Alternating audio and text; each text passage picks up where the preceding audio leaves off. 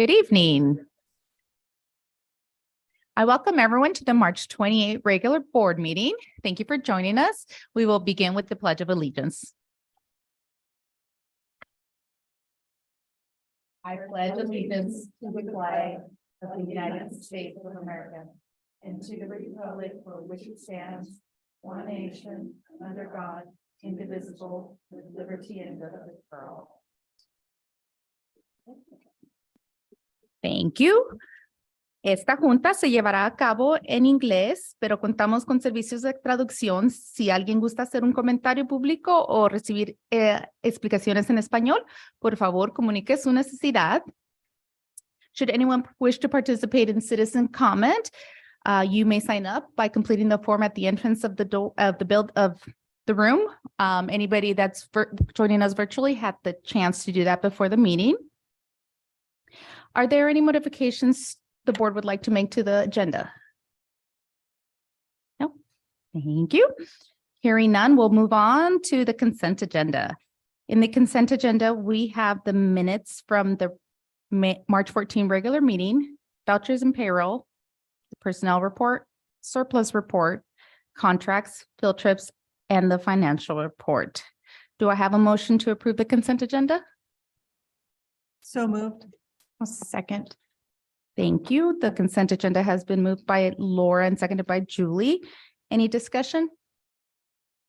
Perfect. All in favor of adopting the consent agenda as presented? Aye. Motion carries. Next on, we have citizen comments. Do we have any, Kim? Thank you. Yeah. Moving on to the special presentations. First, I'll hand it over to Bill for the introductions. Thank you very much. We are pleased to have some special guests here with an update for the board on public facility districts and a regional sports complex related to Senate Bill 5001, which I think was also discussed in the House today. So I'd like to welcome Mr. Jeff Sutton and Mayor Crawford. And we've got Ron will run your tech for you.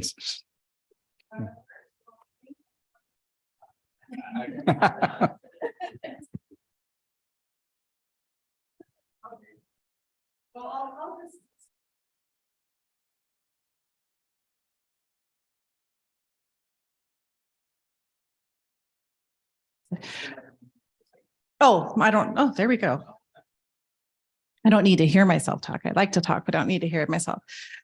So thank you so much for having us come. And Jeff, I thank you for reminding me that I need to get out into the community a little bit more and share with the public what the community is working on in regards to potentially a sportsplex in the Wenatchee Valley.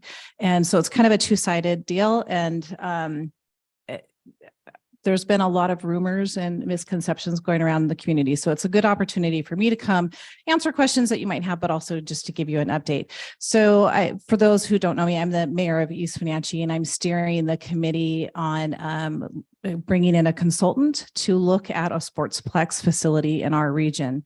And when I say sportsplex, it could be any and everything sports or any and nothing, right? So there's obviously an interest in aquatics. There's an interest in soccer. There's folks who say we don't have enough court type facilities. So it's all of those things, and taking a look at our current facilities, what we have in our community, and our community is the Chelan and Douglas region.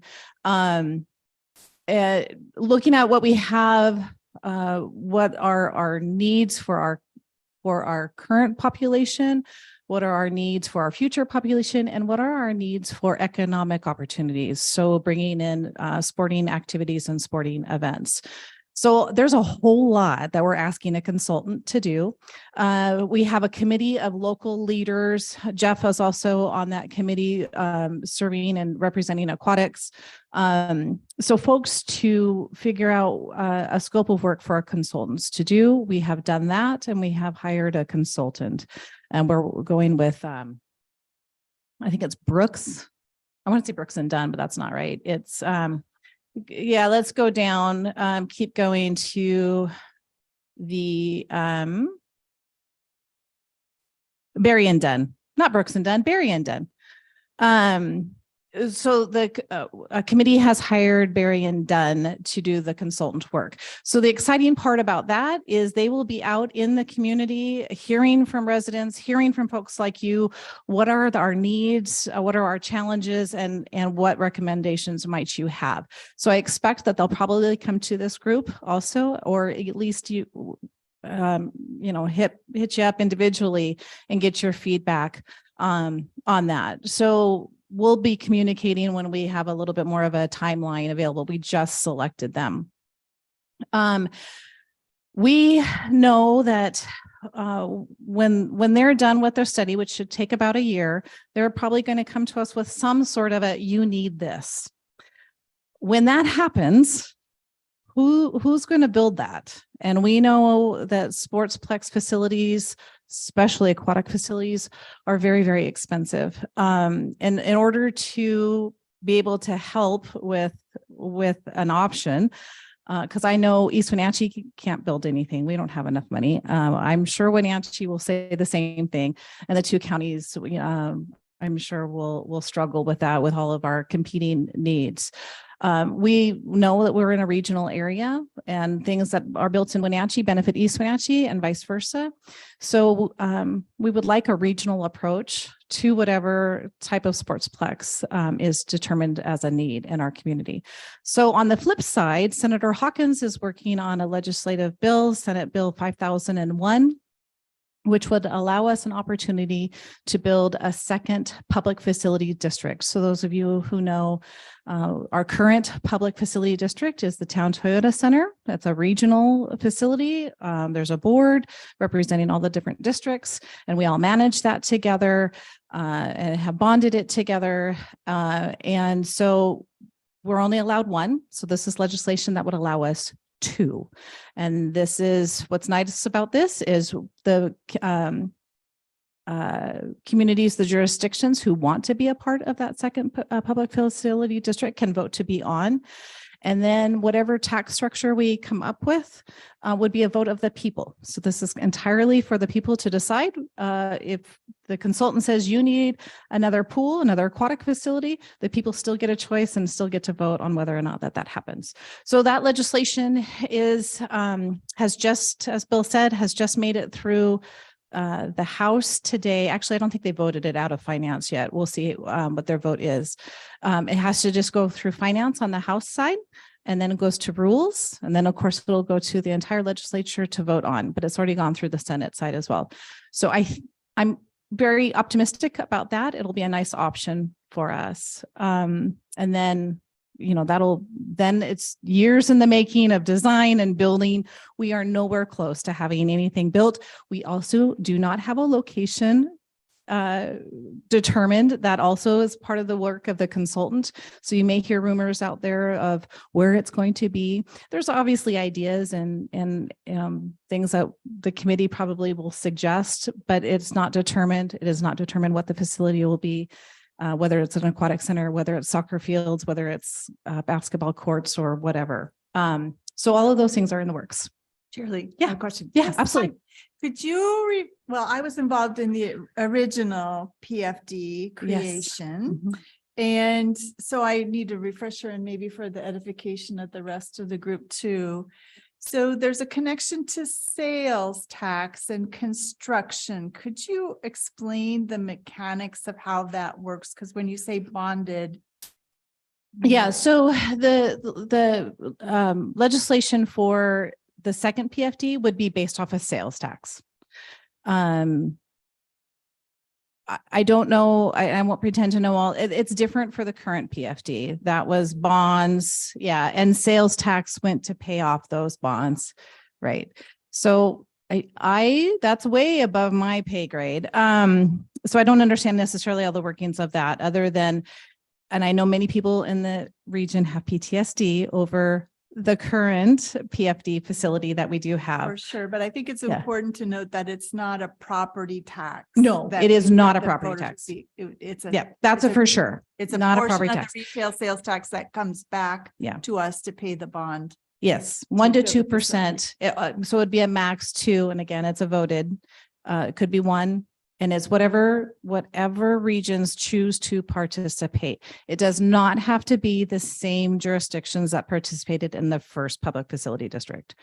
So if, let's say, for example, Leavenworth did not want to pay in, or Chelan, the city of Chelan, they can vote to be out. They don't have to participate if they're in the first one. Yeah, go ahead. I asked this earlier, so but I'll just ask it for clarifying. So this legislation just gives the permission or authority to create a second district. It doesn't form the participants or the financing for it. Exactly. Yeah. Any other questions? The committee, like I said, the committee is representative of all of the regions here locally. We've got Kashmir and Chelan County and East Wenatchee. Oh gosh. Oh yeah, it's on there. Yeah, and this website is available on the regional port on their main page.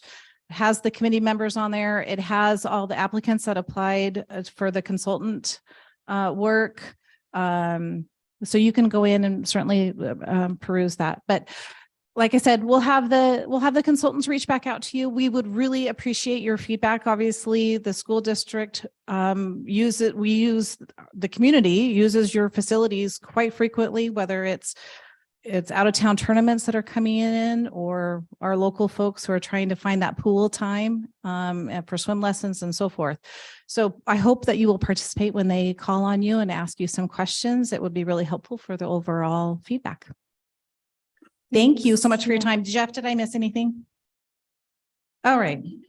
So we received an email, I think it was from Brad Hawkins, asking if we would write a letter of support. I'm not sure who wrote the email to us now. Seems like it's been so long ago, asking if we would write in support of, and maybe at this point it's too late since it's so far. No, it's not, because it still would need to go before the entire legislature. But I just thought it would be useful for the board to be a little bit more informed. And when it comes time to, review the facilities that we have and offer to the community and facilities that we could use, I'm thinking tennis, I'm thinking swimming, there might be an opportunity for us to benefit from the construction of the regional complex.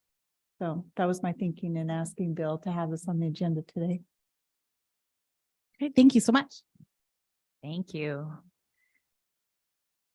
Next up is a very timely presentation on safety and security. Bill?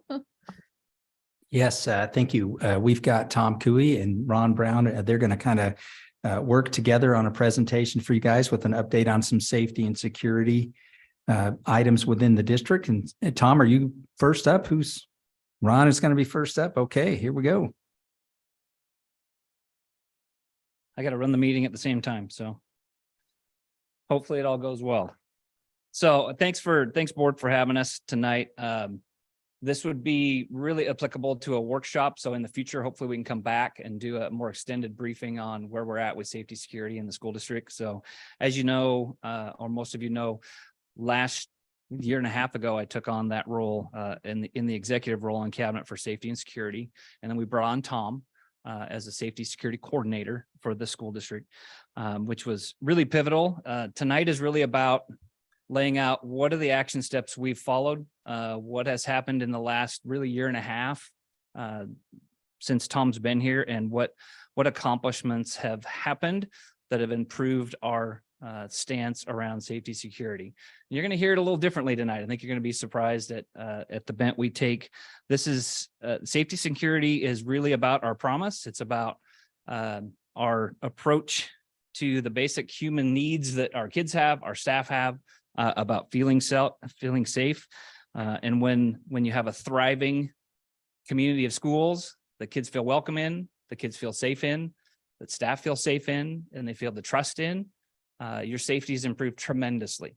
You can do lots of hardening of sites, but that hardening is only a slowdown or a small barrier. So the more important work is really around the core tenets of our strategic plan, which is providing a thriving environment for our kids. So again, since I got to do this. There we go. So with our promise, this is really the underpinnings of our safety security planning.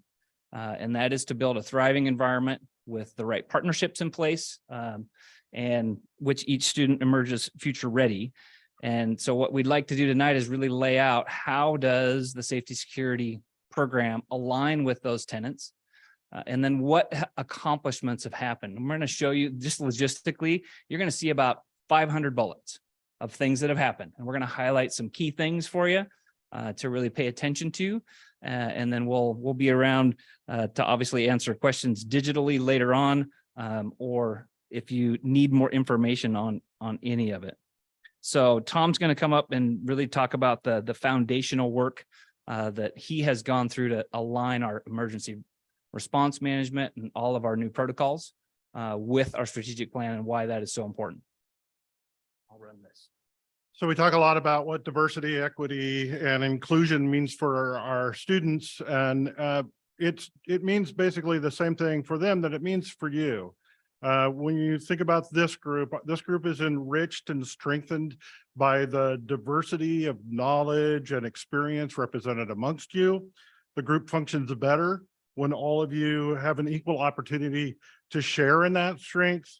And this group's needs are best met when your individual insights and contributions are valued.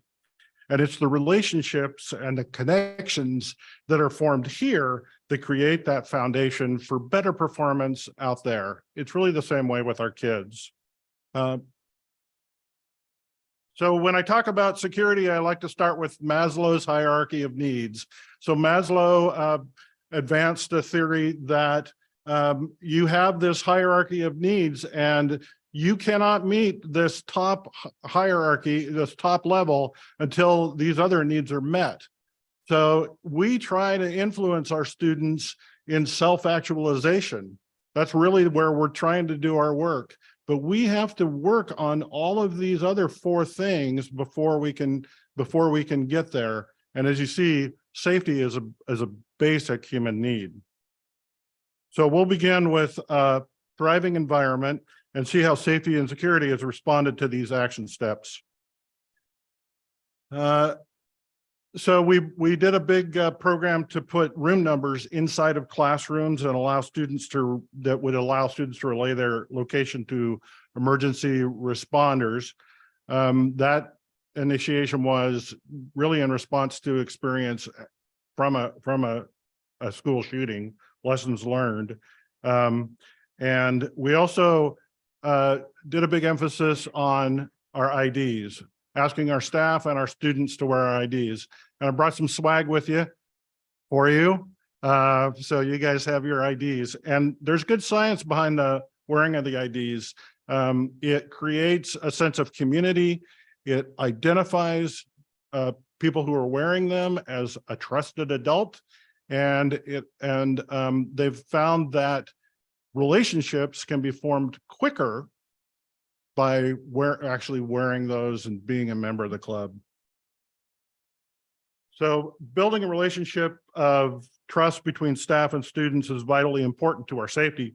Students must not only feel comfortable sharing their concerns, but also be assured that their concerns will be taken seriously and action will be taken when they make a report.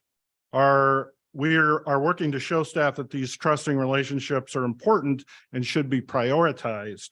Then when those trusted relationships bear fruit, you must have a system in place for staff to take action.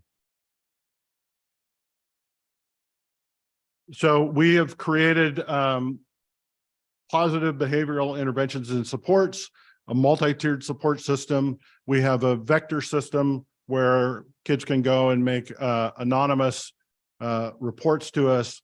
We've done a lot of work in that area where the kids are able to tell us what's going on in the schools, and it is working. And then the next one. Well, this one kind of speaks for itself. We are very fortunate to have a very dedicated and capable and well-trained staff of safety and security officers and also school resource officers. Tom doesn't speak a lot about his accomplishments, but I'll go back to a couple slides. The SRP, which is on the back of the name tags, is really all Tom's doing. We joined a consortium or a nonprofit called I Love You Guys, which is a nationally known and recognized foundation that provides the tools, resources, and supplies to have a standard response to emergencies, have a standard reunification response if we had some tragic event. And he single-handedly pulled that off, brought that together, and you'll hear a little bit more about it, but that's on the back of all our IDs as a quick reference. And because we had to change our terminology and make it simple and actionable, because in an emergency, you want to act quickly and you don't want to have to think a lot about what you have to do. So that's really all been his doing. The next component of our strategic plan is partnerships and building those relationships, whether that's internal partnerships or external partnerships. We have a great partnership with the Wenatchee Police Department, with our school resource officers, as Tom just mentioned, in terms of the hiring. But other partnerships that we're leveraging, we just attended one today, incident command training at Wenatchee Valley College. We're partnering more with the local agencies and we're honoring their expertise and have held and will continue to hold emergency, what are called tabletop exercises or functional trainings for our leadership staff to respond to incidents. So we have practiced enough where if something were to happen, we can be nimble and on our feet and ready to go and respond to those incidents. One very large activity that will be happening at the end of June, we're collaborating with Wenatchee Valley College to have a full-on functional exercise. I will not take credit for this one either. Tom has stepped forward and worked with emergency management, Confluence Health, Wenatchee Valley College, and this will be a full-on, we're thinking it'll start with an incident at one of our schools. It will trickle into the Wenatchee Valley College campus. We will have emergency responders, medical responders, fire, EMS, police, and they will go through live action and drilling so that they know how to respond to a mass casualty event. So it's a big undertaking, and we've been once a month with our cabinet team working toward that culminating functional event. So that's a fantastic partnership. Another one, Tom joined the local emergency planning committee, which we've not been a part of in the past, but that's all of our local emergency responder agencies. Also a member of our community solutions team.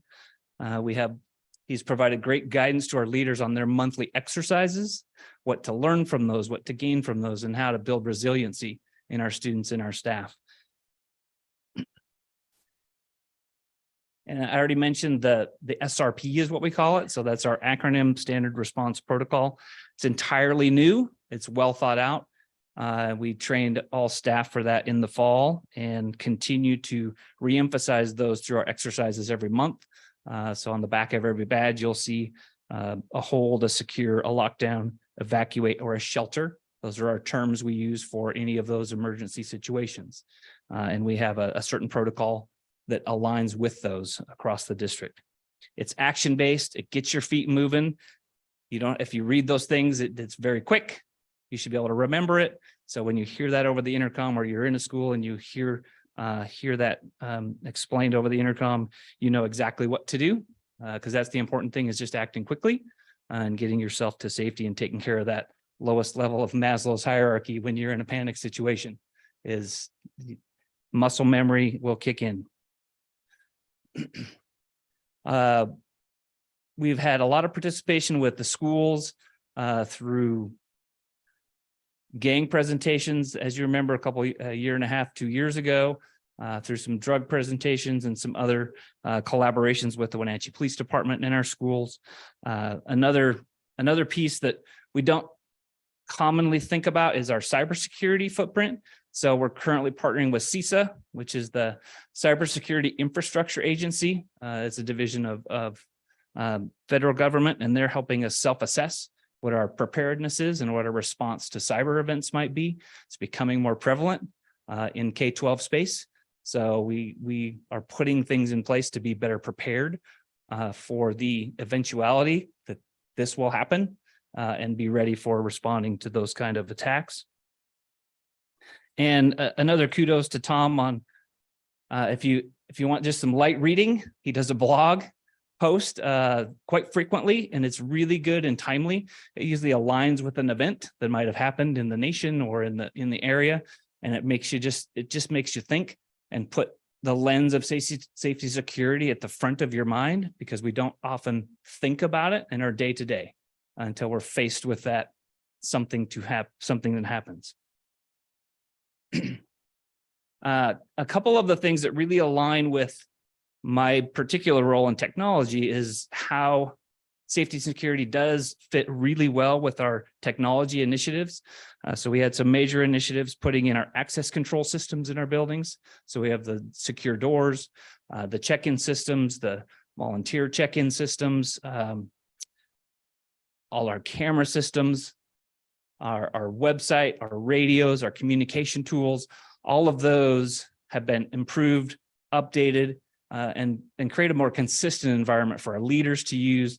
And I think I'll shout out to Tom again. He's going to get sick of hearing it. We've had these tools for years, but we've not made that bridge between our tools and emergency responders having access to our tools. So he's done a brilliant job of working with our tech team and getting the police department access to our cameras, to our access control. They can be on campus and look on their devices and see our systems, unlock our doors, lock our doors. And in an emergency, that's going to become incredibly important, because we're not going to be the ones responding. It's going to be those agencies coming in to respond to an emergency. I think that's you, because you already mentioned those. One little other plug, doing some bus system upgrades, the RFID cards that kids wear or have with them, checking on and off the buses, improving our ability to know who is where and in all situations. There's lots of kinks with those things, and there's lots of just habits to reform about wearing or having with you those identifications, and we're still working through that. And it's a human organization, so we have to get through those bumps.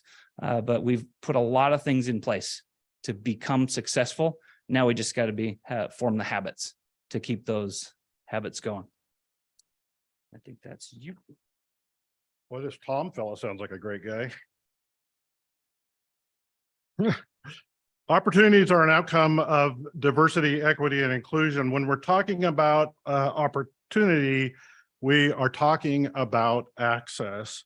So on number 2 there, we're not going to do very well on the math and literacy. So I pivoted, and we are going to build the skills and knowledge our staff in safety, security, and emergency management. So while all of these are important, none are more so than the threat assessment program. People tend to misunderstand this program largely because of its name. The threat assessment at its core exists to answer the question, how can we best support the student? It is not punitive or prosecutorial. It is not based in any consequence for a previous action. It is based in getting the student the support they need to prevent future issues. These are the classes all of our staff have taken in the past year. As you see, many are for health emergencies, and none more important than suicide awareness, prevention, and postvention. In the last year, our safety and security staff have undergone this specialized training. They are skilled in de-escalation and trauma-informed approaches. They seek to eliminate bias and disparity. And this is the training that our SROs have taken. Our SRO staff have been specially trained to be responsive to the needs of our students and to be relationship builders. I'm going to leave that one up for a second, because we had some questions about this when Officer Fuller was here presenting about our SRO program. There's a very active and proactive approach to giving them the tools and skills they need to deal with our youth, with our staff, and their interactions. So they have extended amounts of training, and then we revisit that training annually in many cases. So Corey, it really, yeah, Sorry, Yeah. just a question in regards to these trainings. I just called you Corey, sorry. Ron. So are these mandatory trainings for all staff? this particular list is for our SRO staff. SRO staff? Yeah, and it is required training for them. Okay. Is this the right time to ask a question or, okay. Yeah. So one of the things that you touched on earlier was the, security emphasizes on building supportive relationships so students feel safe to be able to report concerns. I'm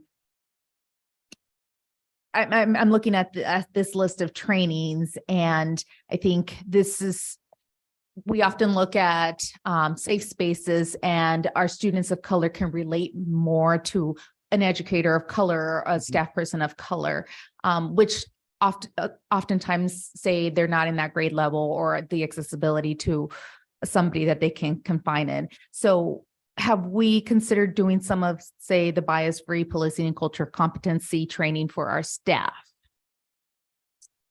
We have not taken that time at this point to offer that training to all staff. There are some pieces of our annual training that have glimpses of that, but it's a pretty small chunk of time. So that would be something we could pursue, and we would be working with our bargaining units to make, to find the time to make something like that happen. The one tool Tom mentioned earlier that hopefully can assist with that is the reporting tools that our students have, where they can report via their phones, via their computers, via another texting or other method. So that is one avenue all kids have, and we find that a pretty equitable approach to that. But we don't have an all staff training per se in that area. So I should say, I think I misspoke on the previous slide where it was these trainings. Those trainings. That's our entire safety and security staff that have taken this training. Okay. This is the school safety officers and the school resource officers. And then the school resource officers had some additional training due to their SRO basic. And then they also attended NASRO conference. And so this is a mixture of the stuff that they got in their basic, SRO basic, and going to the NASRO. Okay. And just to kind of rephrase it's not just for, say, students of color, but, students that can feel more comfortable with the way they identify and so Correct. on. So. Yeah, so I know that was a major component of the NASRO conference. He just mentioned that both SROs attended. So that is something that we can look at into the future. So we just wanted to lay out tonight a lot of the activities that have happened, some accomplishments that have happened. We want to assure the board our kids are safe. They're incredibly safe. We have a very caring staff. And that is, one of the pieces that speaks to Maria's question is the more the staff or more the students know you care, the more they will report, the more they will confide in you, and they will find an adult in their building that they can talk to about any situation that might be coming up. And we're pretty confident that our students feel very safe and have some trusted adults in their building and some people they can talk to bring anything up. We feel like a tie to our strategic plan. This is diversity, equity, and inclusion work. The more we include everybody, the more we provide that equitable access to all of our kids, they will feel safer. They will feel the confidence that they need to thrive. So that is really the underpinning of our safety program, along with the other strategies we've laid out, from the access control. We get questions about that one a lot, or our cameras or other systems that are more of a reactive approach sometimes to that safety. And we would really like to continue to move toward the proactive approach to creating that safe environment so we don't have an incident happen. And then we know how to respond when we have standard protocols in place that all of our students and all of our staff are trained in and understand day to day. Any other questions from board members? The recent survey that I know at least juniors did at the high school, was that you guys and. Yes, you that- Had the. Yeah, our annual, we for have an that? annual survey that's for parents, staff, and students that includes components on social emotional learning. That includes components on safety, on security, on their climate. The one that All was- of those are wrapped into that survey. No, the particular to the students, just the Yeah. students. Yeah, That was we yours. all take it at the same time. So everybody this 2 weeks, all those audience take that survey, and each survey has components for that particular audience. So students were answering on behalf of themselves, staff was answering similar questions in relation to their feelings about the environment, and likewise the parents were asking or answering those questions too. And that's open for the next few days. Oh, okay. So you haven't. Yeah, it won't close till Friday, and then we'll do some analysis of that for spring to build plans for fall on how to address areas of need or areas of strength. Thank Anything else? I just want to say thank you for this I gotta switch the camera. good presentation.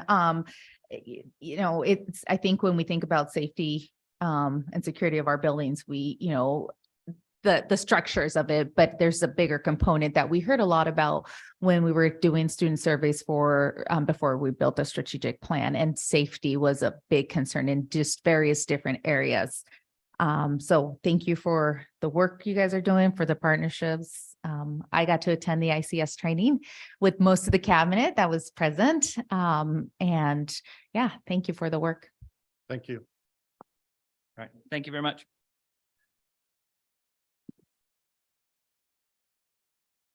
Thank you, guys. And I would like to introduce your next superintendent, Dr. Corey Callahar, with an update on the equity audit.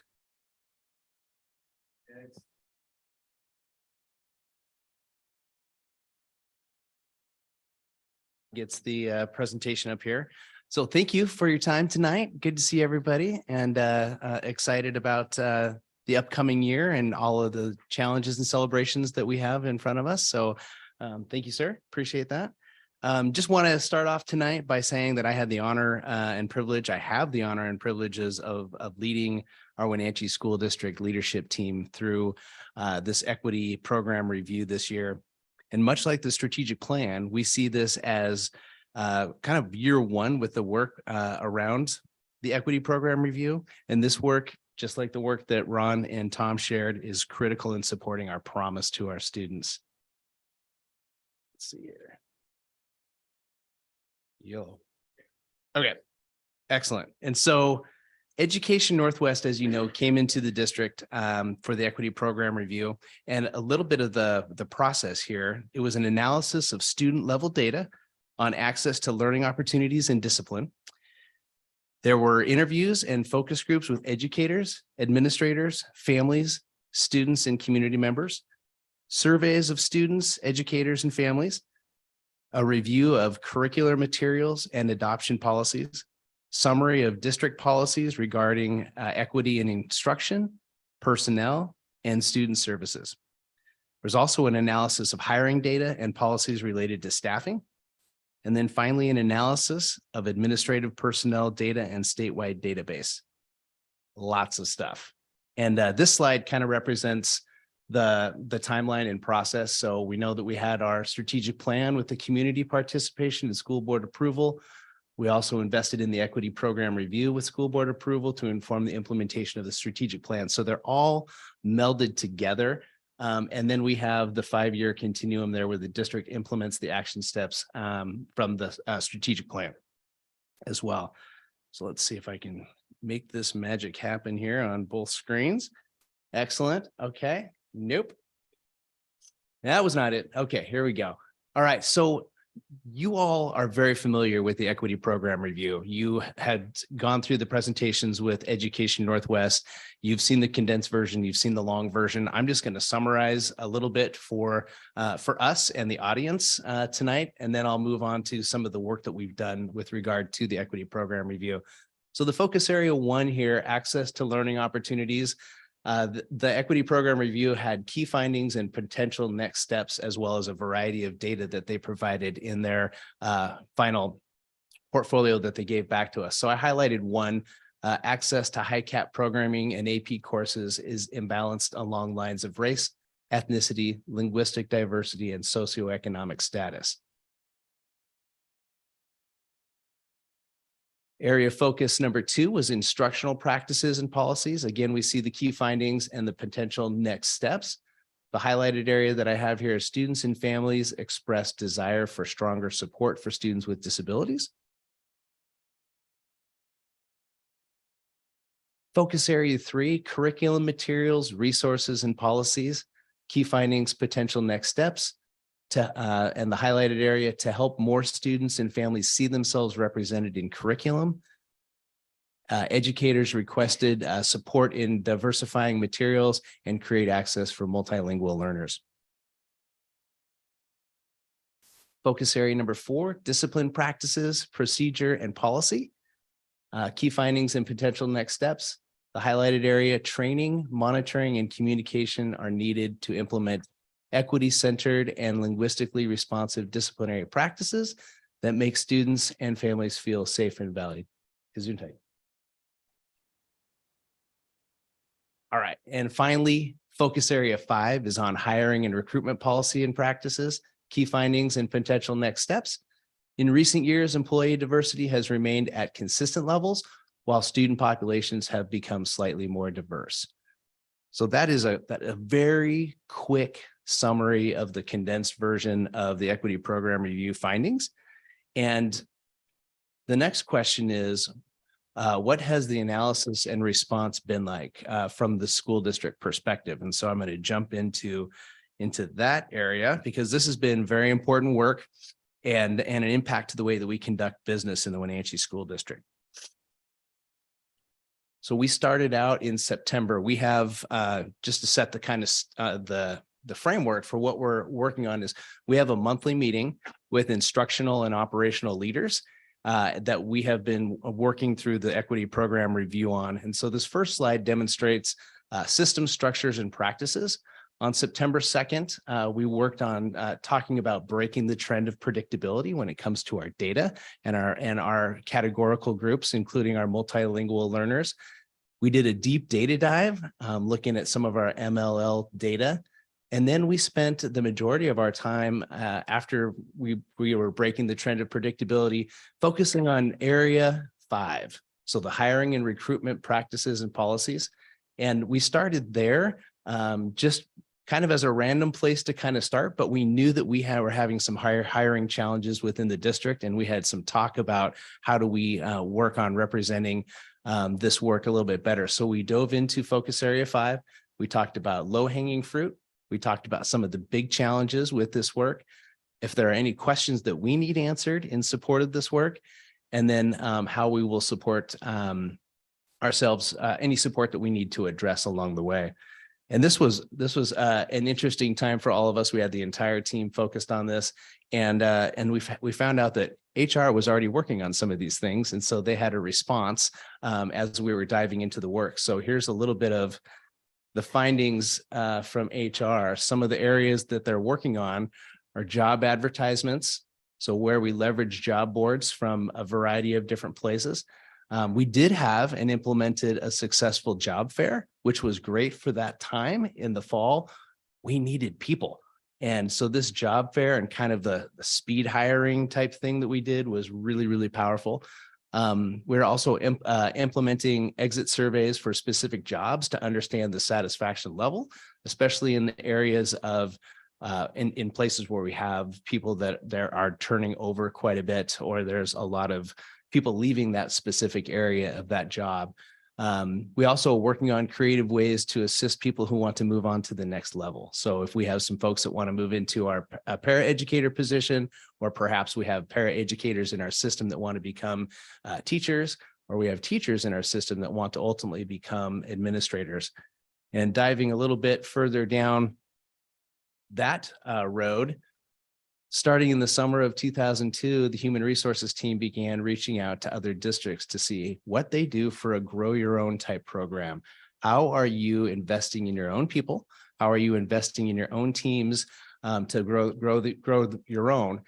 And HR started building their knowledge base, so they began expanding that program as well. So what that includes is creating potentially an easier or better avenue for student teachers in our system having a deeper understanding of local university programs to assist our staff, partnering with universities and organizations to create scholarship opportunities, and then providing opportunities for universities to share their program information with our staff. How do we really invest in our own people and what their ultimate career goals are? So that was a fun part of that September meeting and the outcomes there. And as we continued with our instructional and operational leaders, we restructured the administrative team a little bit. And each team was led by a cabinet member to guide the work as we dive in deep.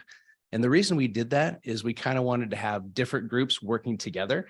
And we included, like I mentioned, our operational leaders and our instructional leaders all in one group. And so we kind of put them all together in different teams. And that was the idea there, was we wanted these teams to continue our conversations outside of the work in just this boardroom. And so teams met in December outside of the larger team to discuss an article that we were working on. Teams met in January outside of the larger team to finish brainstorming of the condensed version of the equity program review.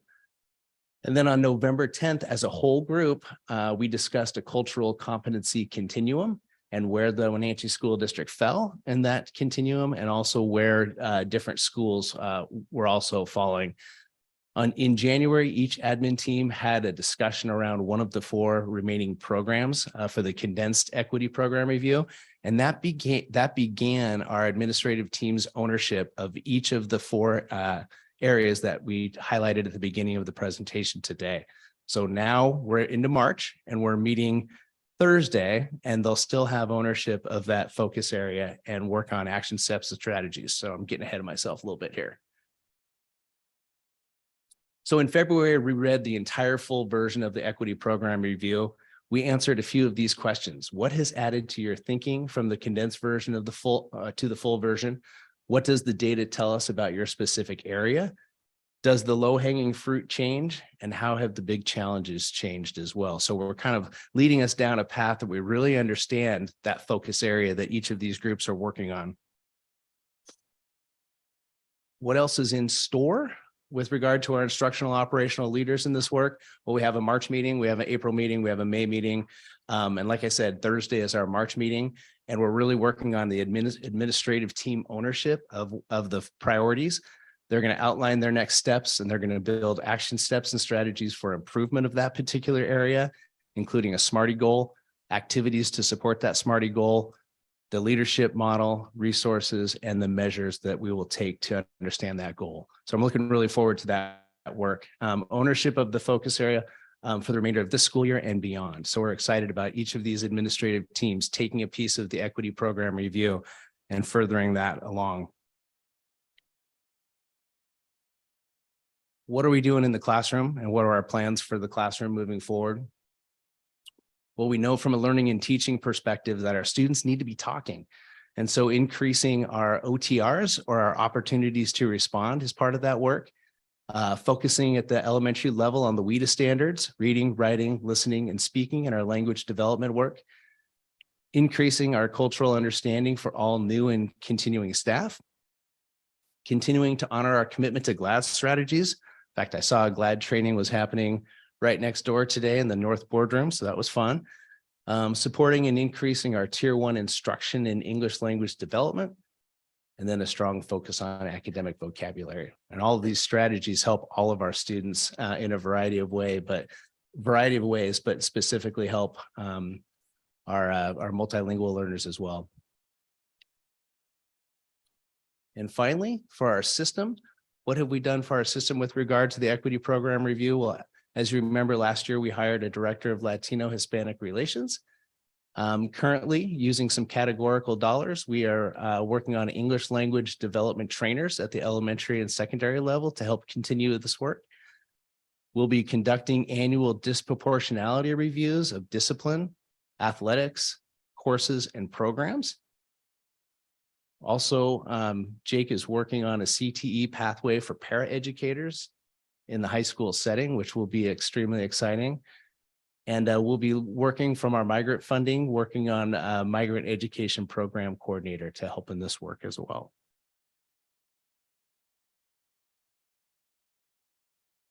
That was a lot of information. And as mentioned here, this is really year one of our work with our equity program review. And I will be looking forward to coming back the next 4 years and sharing more information with you, or whenever it's desired from the group. But do you have any questions or comments for me?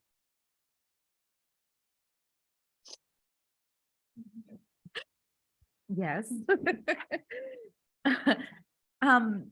So maybe not, I mean, I don't expect an answer, but I think it would be wise to look at the data in, for example, you focused on the hiring and recruitment, our policies and practices. Where were we last year? I know this year's a little bit tougher because we're not hiring, say, for new teaching positions or whatnot. Right. But where were we? How many applicants, how many diverse applicants have we gotten? And then where are we in regards to our numbers? Absolutely. So, because I mean, these are great steps to take. Right. But now it's kind of once we get that data, it's like, okay, well, we had, say, 5 applicants of color, but they didn't result in a hiring. Right. And so we Right. got to look at deeper. Why was it? Was it because they weren't qualified? Was it because they were equally as qualified as a white person, or Yeah. was it because was it the bias of the hiring committee of the person making that final decision? So I think there's Right. just multiple layers. There's a Once lot of we layers. implement our Mhm. procedures, that really wasn't a question. No, that was great though, because you're spot on as far as how are we going to quantify the work and what does that look like? And I think Yeah. that is still some pieces that we need to develop and get that to you. And that'll be part of the SMARTY goals and the action steps and strategies and how that really rolls out. So you're right. Those are things we have to pay attention to. I think one of the things that we need to really look at carefully is like, okay, we need to go beyond just checking the box. Mhm. Just because now we're advertising with Wallace, that doesn't mean that it's going to change what Practice. we're trying to accomplish here. Absolutely. So, let's look at the data and really desegregate the data and really look deep down. In regards to the Grow Your Own program, have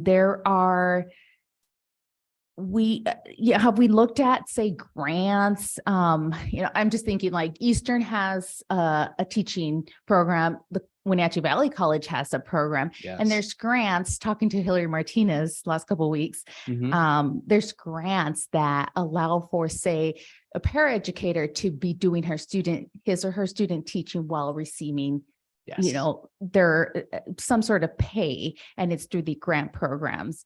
Yep. Because I know oftentimes that's a challenge, right? You can't Huge. stop working for 6 months, 3 months to be able to do your student teaching. So just kind of put it on the radar. Yes, yes, excellent. We did have Eastern come in and chat with our staff, a variety of folks. So that is an avenue that we need to continue searching through.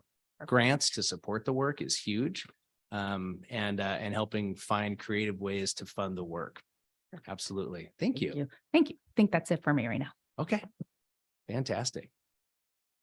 Other thoughts or concerns? And I hope it's sooner than 4 years that we see Yeah. another update. Oh, yes. No, yeah, every year for the next 4 years, I'll be here. So Okay. that's my plan. Yeah. Perfect. Appreciate it. Yeah. Thank you. No, I think as you said, quantifying it, having a regular step of checking where you are and measuring, and that way you maintain everybody thinking about it. And then the other aspect, I think, is interacting throughout the district and outside the district. So you fertilize new ideas. So it's a very tough job that begins slower and moves faster if it's working well. Use all your resources. Appreciate that. I like the term fertilize. I like that.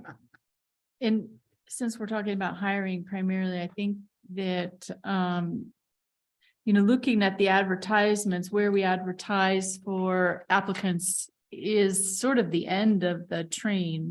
We need to look at our job descriptions and make sure that our focus areas are incorporated into our job descriptions so that when people read those advertisements, they're seeing that they're going to need to bring forth experience and expertise that address address those.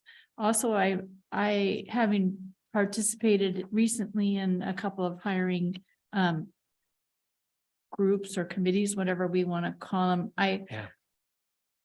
I am wondering if, having some brief training prior to putting those committees together on cultural competency might be a good idea. Gotcha. Just to kind of clue people into what it means to be culturally responsive and competent and that time goes fast, to your point. Yeah, We for had sure. the time that we have right before an interview session. I remember even last night, so it's like it's precious moments for us to bring the team up to speed, but that's a good idea. Appreciate that. Just, speaking from my experience at the college, we do, everybody that's on the search committee has to go through bias training, an online bias training. And then after that, once you've done the training, then you get to see the applicants to select the interview, the applicants that you're going to Okay. interview, but those are blind applicants. So Gotcha. they black out the name, Mhm. obviously, personal information. And those are steps that we've taken to, again, create more of an inclusive, to get rid of some of those biases Yeah. in the applicant pool. Great strategy. In regards to the access to learning opportunities, this statement, looking at high cap programs and making it more balanced with race, ethnicity, linguistic diversity, and socioeconomic status, it reminded me of Math is Cool. Yes.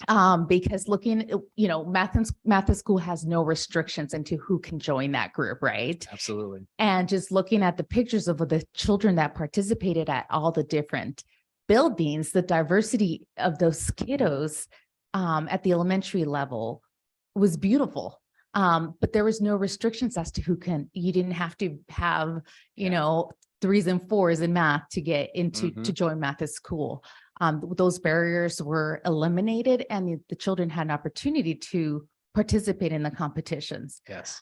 So it made me think about that. Math is super cool It based on is. those pictures. Oh my gosh. No, those were great. And what a great way to highlight the energy and enthusiasm of our youth, just being excited about math and academics. So thank you for bringing that up. Appreciate it.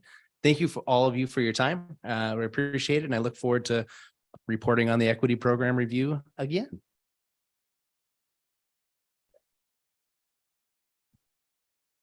Bill, I think you're still up for our next agenda, which is our action items.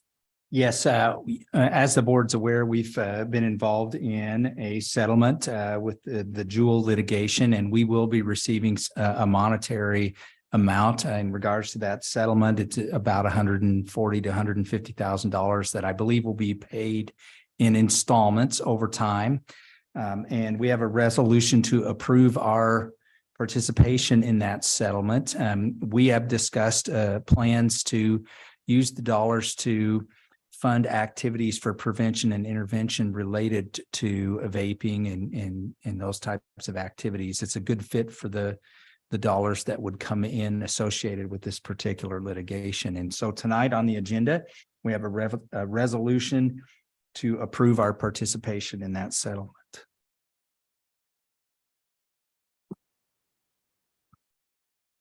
I move to approve resolution number 02-23 to approve the settlement in Jewel litigation as presented in the board package. Second. Thank you. We have a motion on the floor, seconded by Julie. Do we have any discussion? Great. Hearing no discussion, all in favor of approving resolution number 0223 to approve the settlement within the Jewel litigation? Aye. Aye. Motion carries. Next, we have our superintendent report. Thank you. I've got a couple of things to share with the board tonight. On Wednesday of last week, the district held our first ever kinder information and registration night, and we had about 60 families turn out with their future kinders. The aim of the evening was to equip incoming kinder parents with information about attending school and also help them get registered. And While many of the families that attended had already registered through our online process, there were others who came with their required documents in need of assistance with the application process. So we had office managers there, our family advocates were there. We had some principals there that talked about the first few days of kindergarten and how that process works, and some operational staff who were also there to present and help support the families. It was a successful event, and we intend to do something similar next year and ongoing in the future. A couple of celebrations out there for our students. Our WHS American Sign Language team did qualify for state. On Saturday, March 18th, our ASL group competed in the Eastside Regionals competition in Pasco. And this was the first time that Wenatchee High School has ever competed in that event. Our team placed second. And of the 11 teams, we placed number 2, which qualifies us for the state competition in April. So congratulations to that group. Also last week, Wenatchee High School's Random Acts of Kindness Club met to spread some kindness in the Wenatchee Transition Program House. A group of students from that club, armed with rakes and gloves and positive attitudes, and along with their advisor, Mr. Chris Hockett, cleared leaves and spruced up the transition house's backyard, which is something we use for some of our special education programming. A few reminders, and then I will close out my report. So the Mariachi Festival is coming soon. That is this weekend. Dr. Kalahar and I will have the opportunity to be on Wenatchee Valley College campus Friday morning, to participate in some of the workshops that are being provided to our students as part of this event. We're both looking forward to that. The popular festival concert will take place at Wenatchee High School on April 1st. And I see some of you already have tickets, and I'm excited to have you there. And last but not least, in my report, Tom and Ron mentioned this earlier, but we are in the middle of our culture and climate survey. It is open until Friday of this week. Last week, our school district families and employees and students received an email and a text message with a link to complete that annual survey on culture and climate. And the survey ends March 31st. Encourage people who have not taken the time to complete that yet to get that taken care of before the end of the day on the 31st. It is used to gather information related to several of our strategic plan areas, including some of those that Ron and Tom presented on this evening around belonging and connectedness with adults and feeling safe in the building. So we will have report updates from the results of that survey and comparisons with prior years as part of our strategic plan updates later this year. And that is my report for tonight. Do we have board communications? Sure. So I had the opportunity to participate in a couple of hiring committees, and that's my participation was not the important part. The important part was that we had students.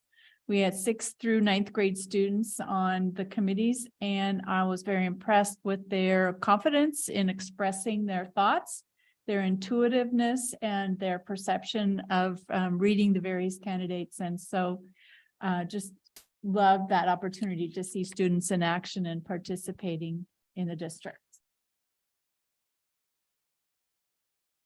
Okay, I do.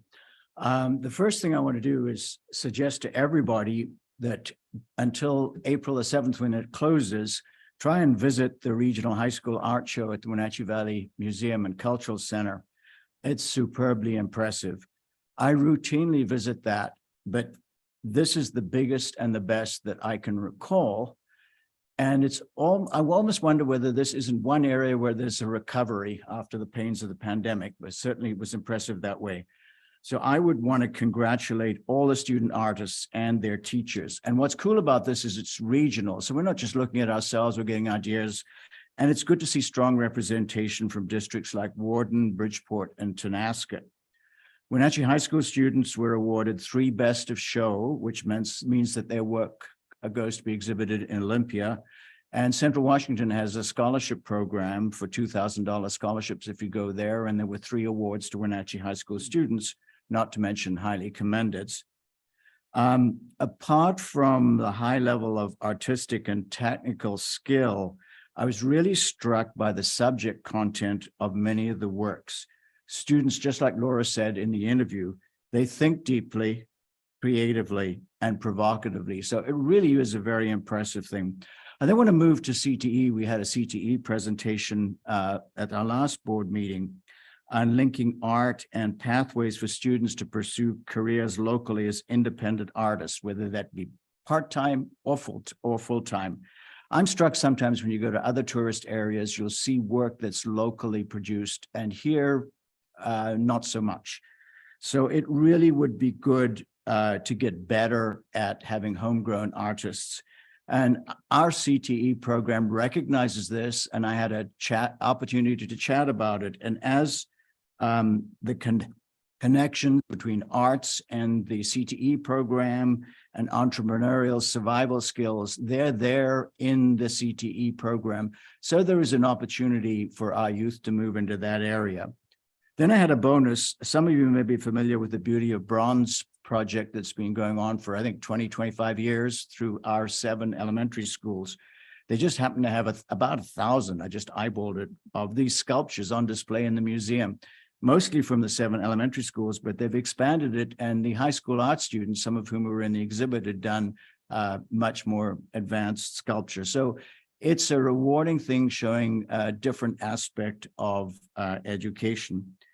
After our equity review, I want to talk about one equity theme. If we want to strengthen the engagement of families and students in education, particularly ones who aren't familiar with the system, how do we show them how to navigate the system and actually get access and use available school resources? Answer the questions, why does it matter and what's it going to do, and explain how. Well, I had 3 events I was at which hit on that in related ways. Saturday before last, the State Advisory Council on Migrant Education met, and that's populated by parents, students, and educators. And I saw how some successful school districts combine active student and parent effort. The students can often teach the parents a lot that the parents don't know, give them confidence. That aspect of showing and learning and how to engage. Then on Thursday, we had our own bilingual leadership group meet right here in this room, actually. And this is the first meeting when our PAC had 2 student representatives, and this is a change. And seeing the power of student representatives was again very impressive. And mostly the parents who came, not just the officials, but representatives from a number of the schools, they really wanted to understand and how to function inside the system. It was the same thing, right at the heart of the participants' wishes. How do we know how to navigate the system when we're relatively new? Other people know how to do it. It's an equity issue, just like we've been talking about. So that was number 2, Saturday to Thursday. And then on Friday, I happened to visit Orchard, and I learned grassroots initiatives right inside the district. I learned that they had held a multilingual family night just with the same objective, pretty simple, but pretty basic. And then they have a new program called a weekly student progress check, specifically for multilingual students. I believe they meet with the principal and a parapro, who I would assume is bilingual for that purpose. And the student looks at their attendance, and why the heck does it matter if you show or don't show, and what do you gain from showing up? You set goals and learning targets. And as I commented on equity, it's monitoring and reviewing and making sure you don't lose track. Pointers, a lot of it on career planning and curriculum planning. We're back at CTE again and right through the pathway to graduation. And then they have an 11-point, I think, readiness survey, it's called, good study habits, where to get help. It's important to know where to get help. That's how you bust the barriers. Notice what's missing, what you're losing, what you're not doing. And take another thing, how to take care of standardized testing and realize what the consequences are, as well as emotional and technical tools. So I was pretty impressed at how those small steps feed into everybody. We cannot afford for families and students to lose their opportunities simply because they're unfamiliar with the system. They don't know the system. They don't know where to find opportunities or how to gain access. So within 1 week, Saturday, Thursday, Friday, 3 examples of we can do some small things about it. I think that's great. Thank you, Martin. Julie? I'll just echo just briefly what Laura said. I've also been participating in the interviews that we've been going through and was really impressed by the student participation in some of these interviews. It's really outstanding to hear from them because my opinion feels less valid than theirs because this is somebody that they're going to have to interact with every day. So it's great to hear them feel so confident to speak, especially in front of a bunch of adults that they don't know. So very impressed with the students in our district.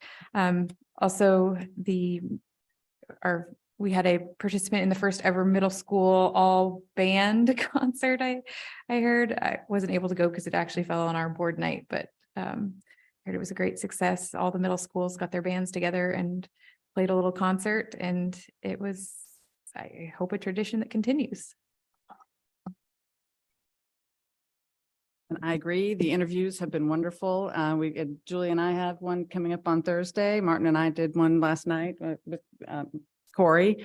I've enjoyed not only the kids, but particularly the parent participation. They are really invested in this. And that was very interesting to see last night and look forward to Thursdays. I agree with Martin. You must go to the art show. It is fantastic. There are so many wonderful pieces, and I'm the proud parent of a student who has 2 pieces in that art show. I was also able to be involved with the Beauty Bronze, and I want to say how thankful I am for the adults through all of these years that have volunteered their time. It's a big undertaking, and they're there at the show to, because they're proud of it, I think. And I'm really thankful for all of those volunteers that keep that going and make that happen.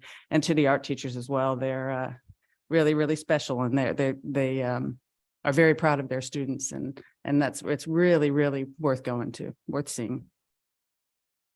Thank you.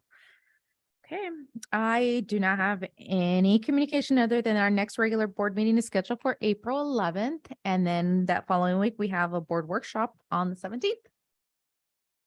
Okay, if we have no further comment, then this meeting is adjourned.